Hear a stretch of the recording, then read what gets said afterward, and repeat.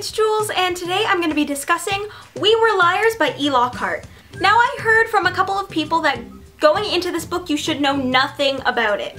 And after reading it, I would stand by that. So if you haven't read We Were Liars, I would say stop watching this video right now and come back after you've read it, because it is a complicated, confusing story, and I don't want you to know anything about it before going into it, because it'll make that experience all the more better. So thanks for watching this little blurb of like 30 seconds, and hope to see you guys soon. Bye! So hey, people who have stayed, I picked this book up about 2 weeks ago. As you can see, I've made a lot of notes, and I have my new notebook where I write notes, and I have about 4, 5, 6 pages filled with notes. Can you see it? What I really loved about the beginning of the book was how they kind of showed a family tree. You can see that. And there's also a map to show you basically where everything is to each other, and it helped me a lot reading the novel because I could picture it in my head, but as well I didn't know how far away things were from each other until I really looked at the map. So basically the story follows the eldest Sinclair grandchild named Cadence. I'm pretty sure that's how you pronounce her name. That's what Google Translate told me. So basically it follows her, and she's really odd. There's something off about her. There is one thing that really bothered me. It was at the beginning of the novel where she's talking about how her father left, and she says, I have the quote, "Then he pulled out a handgun and shot me in the chest." I really didn't understand that at first. Like reading it, it's one of the first pages, you're like, whoa, like did her dad actually shoot her in the chest, and what is happening? Because she's talking about an accident, and I was so freaking confused. So I just, what? But then she goes on to like describe like how her heart literally fell out of her chest, so it got you thinking, okay, is she just over-exaggerating? Probably is. And then she goes on to talk about how she bleeds everywhere throughout the novel, which I thought was very confusing and interesting because she's talking about exposing herself, but you don't really think about the word bleeding. You kind of think about like just exposing yourself and being vulnerable. You don't really talk about your insides coming out. So kind of the way that was described was very interesting to me. Well, basically I loved how much she described the liars, as in Johnny, Mirren, and Gat. And I love the character of Gat so much. So you find out about their like love story, which was very interesting, because it was just weird. I mean, they were like family friends, but kind of they started falling in love, and how when they were younger they were attached at the hip, and then they kind of just evolved, and I thought it was just really like cute and everything, and I didn't know what to take away from their relationship at first. I love how she kind of described, like they call the summers like by their age, so like summer 14, summer 15, like that's their age, even though they hadn't been there since they were first born. I really don't know. During summer 15, Cadence finds out that Gat has a girlfriend, and she's obviously heartbroken because she thought they were going to be together, although they hadn't really talked in the city at all. So that was kind of confusing but I guess she also assumed that they were just like a summer fling, but she wanted more. And how he gives his girlfriend a dried beach flower really comes into play later in the story, and I thought it was very interesting how every little detail that happened in summer 15 kind of was brought along to summer 17, no matter what it was. If it was the granddad feeling ill and having trouble walking down the stairs and them needing to help him, and just the interactions between the aunts, and just everything kind of had something to do with it at the moment, and then also had something to do with it later, and it was just very interesting how they all kind of came into play throughout the entire novel. All the loose ends were pretty much tied, but it took a long time. So I would kind of describe my experience reading the book as my brain pulling itself and tearing itself apart, and then slowly restitching itself back together, because that's how it literally felt reading the book, how confused I was for the longest time before little details started to make sense. So later in the novel we start to learn more about Cadence's accident, but you still don't know what the accident is, and it really frustrated me how I didn't know what the accident was. How she just kind of knew it was like a head trauma, but she didn't know what. And just in the end, it is a head trauma, but it's not like a blunt force head trauma, like you just don't know what it is.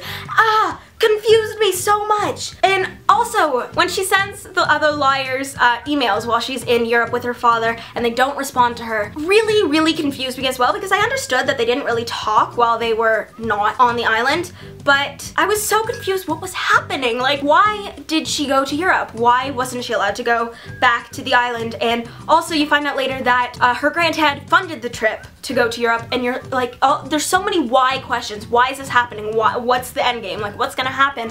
And as a reader, it was very confusing, but as a reviewer, it was so interesting because I had so many little notes I could make, like this relates to this sticker, and oh my god, this is happening again, and what is happening? So, I mean, as a reader, I was so unbelievably confused for a majority of the story, but for it to kind of end, well, all the loose ends kind of coming back together was just so great. Just how each individual detail kind of made sense in the end. So in part 2, Katie starts giving away her things, and I really didn't understand the point of that. Even in the end, I still didn't even understand. I mean, it could have been her grief, or just something that she just needed to rid herself of and start anew, but I didn't really understand the whole point. And then, you know, she turns down the Australia trip to go to the island for summer 17, which was very interesting in my opinion, because obviously the liars are different and we know why, but she still doesn't remember everything, and her mom's very sensitive about it. She's like, don't talk to Cadence about what's happening, don't like try and trip her memories, just be like, treat her like normal and all of that. And that was very weird, because as a reader,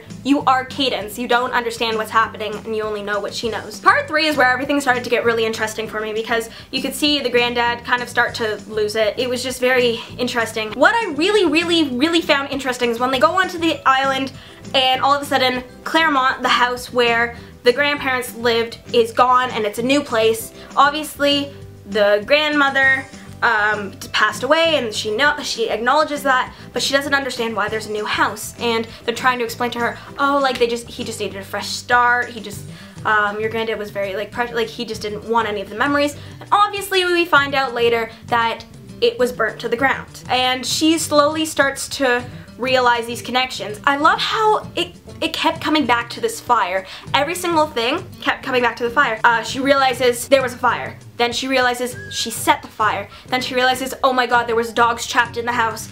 And every single thing just starts connecting to this fire. There's 2 fairy tales where she kind of explains her life in a fairy tale, and the fire is described in 2 of them, and it's very interesting how everything started relating back to this fire. And as a reader, again, you want to know more about this fire and what actually happened, because you're in a sick person's brain and she doesn't really remember. So during summer 17, Katie starts to put up notes above her bed, figuring out what she's forgetting, and every single thing she remembers she writes down. She keeps getting these migraines, and I still don't really understand. There was this one migraine where she misses a couple of days, and the liars tell her that they went into a donut shop, not on the islands, you have to take a boat there, and they were explaining that they all got different forms of donuts, but this donut shop only sells one kind of donut. So she's trying to ask herself, like, why were the liars lying to her? Like, they'd never lied to her before, and why is everything happening while she's asleep? Which really started to confuse me at first, because obviously why would they lie if they knew she knew? Where it started to get really interesting for me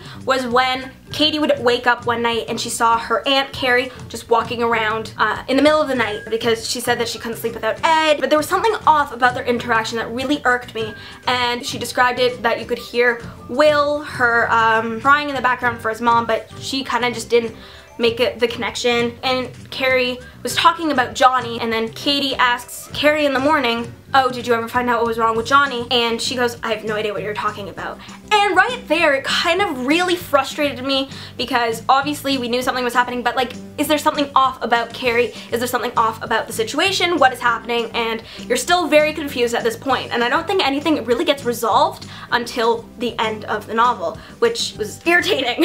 So later in the book, about halfway through, you start to see that there's something wrong with Mira, and she's starting to get sick. And my first assumption was maybe it was like a drug problem or something, because just she was very nauseous, she was like getting gray, like she was just very sick, and she was sick all the time. So I was very confused about that. And through summer 17, you start to see the relationship between Gat and Katie kind of form again and again and again, and he's trying not to get close to her, but at the same time he's still giving her things. Like, he gave her an envelope filled with dried beach roses to kind of say like, here, Like, I want you, I didn't want her. I made a comment in my notes saying how Gat was kind of referred to as the odd member out, obviously because he wasn't pale and blonde. So there was a fairy tale which Katie talks about saying just maybe he'd come back one day and burn that fucking place to the ground. And obviously she's referring to the palace in this fairy tale, which is Claremont. And I wrote in brackets foreshadow because I was very confused, and obviously I was right. So then we get into part 4 where we really find out that the liars burnt down Claremont. Then it kind of bounces back where Katie is talking to Johnny about what happened during summer 15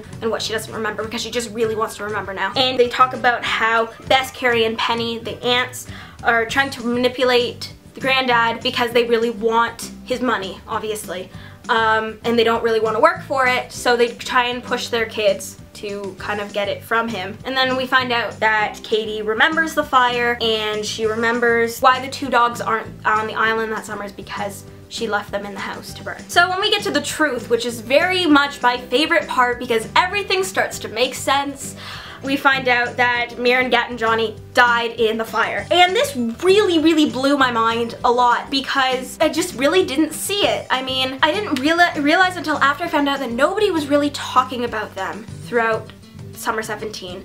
It was only her talking to them. And why were they living by themselves in a house? Why were they never at the family dinners? And why was nobody talking about their whereabouts or what was happening with them? Why they didn't return her emails when she was in Europe? We find out that Katie only survived because she ran out first, and she lost her memory because she went into trauma. And Gat, Mirren, and Johnny kind of visit her as ghosts, and the reason Mirren gets sick is because it's her fading and she needs to go back into the afterlife. And so they all end up going back, but they stayed with Katie because they knew that they needed to stay until she remembered. The way the book ended was very bittersweet for me because it did explain everything, but I was very confused still. One, why would she write this novel? Because it hurt a lot. I still have so many questions because, wow. And my brain hurts. I really, really enjoyed this novel. It was really the first novel that I ever took the time to really think about and review, which is, I think it's a great novel for my first review on booktube because there were so many little bits and pieces and everything just kind of that needed to go together. So I really, really enjoyed reading this book. But I gave this book 5 out of 5 stars on Goodreads because I was very much intrigued throughout the entire story. It was thrilling. It was just really well written, and just every little bit kind of just came together, which I've been talking about this entire video, but it was great and I very much enjoyed the entire book. Let me know in the comments what you thought of We Were Liars, your overall thoughts. Who's your favorite character? What did you really think about the truth? And did your brain fall apart like mine did? Because, ouch. Give this video a thumbs up if you liked We Were Liars, and I'll see you guys next time. So thanks for watching. My name's Jules, this is my channel, and I hope you have a fantastic day.